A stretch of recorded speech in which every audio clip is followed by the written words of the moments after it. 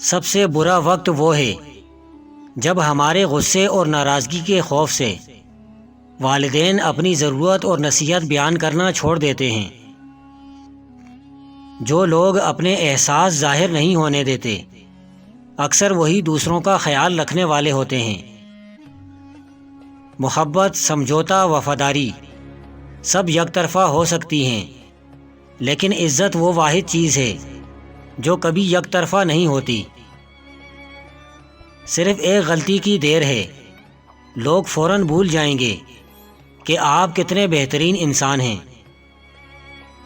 زندگی میں ایسے لوگ بھی تو مل جاتے ہیں جن کا ساتھ چاہے ہمارے ساتھ بہت کم عرصے کا ہو، مگر ان کا دیا ہوا سہارا پوری زندگی ہمارے کام آتا ہے۔ اچھا انسان وہ ہے جو کسی کا دیا ہوا غم تو بھلا دے مگر کسی کی دی ہوئی خوشی کبھی نہ بھولے۔ لوگ سوچتے ہیں کہ دوسری جگہ جا کر رہنے سے وہ خوش رہیں گے، حقیقت میں ایسا نہیں، کیونکہ وہ جہاں بھی جائیں گے خود کو بھی ساتھ لے کر جائیں گے۔ اپنی شریک حیات کے تمام عیب معلوم ہونے کے باوجود اس کے ساتھ بہترین زندگی گزارنا ہی اصل محبت ہے۔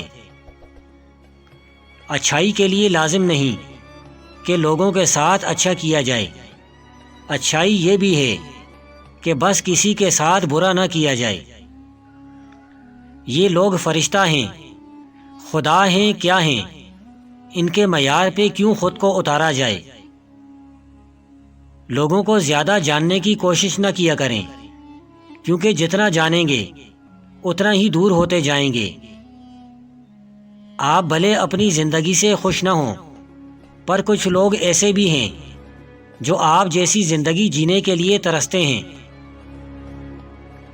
اپنی اہمیت جاننے کے بعد بھی کسی کے ساتھ لٹکے رہنا حماقت اور بے عزتی کا باعث ہے۔ لہٰذا دل کو مضبوط کرو، اور جہاں عزت نہ ہو وہاں کنارہ کرنا ہی بہتر ہے۔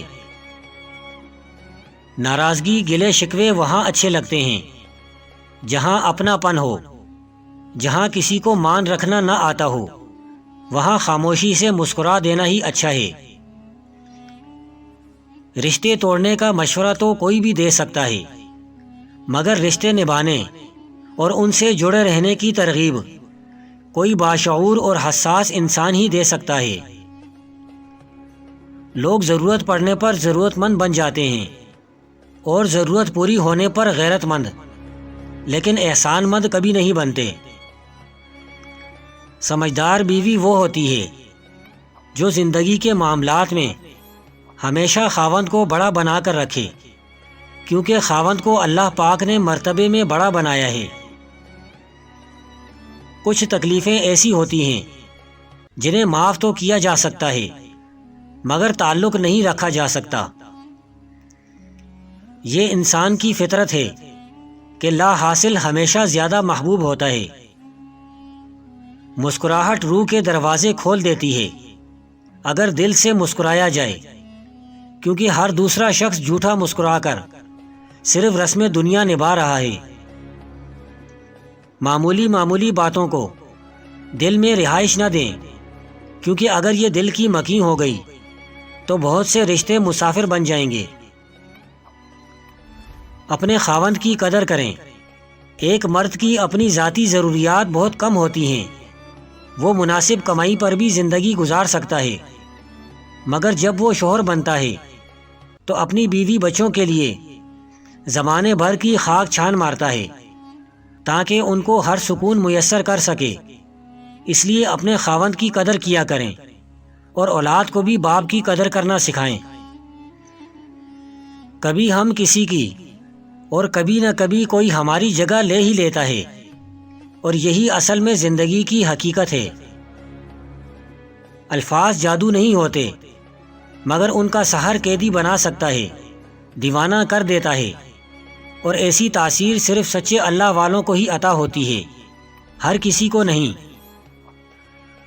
بعض اوقات کسی کو بولا ہوا ایک اچھا جملہ جسم میں جان ڈال دیتا ہے۔ زندگی نے موت سے پوچھا، لوگ مجھ سے پیار اور تم سے نفرت کیوں کرتے ہیں؟ موت نے جواب دیا، کیونکہ تم ایک خوبصورت جھوٹ ہو اور میں ایک تکلیف دہ سچ ہوں۔ ہمیشہ سچ بولو تاکہ تمہیں قسمیں کھانے کی ضرورت نہ پڑے۔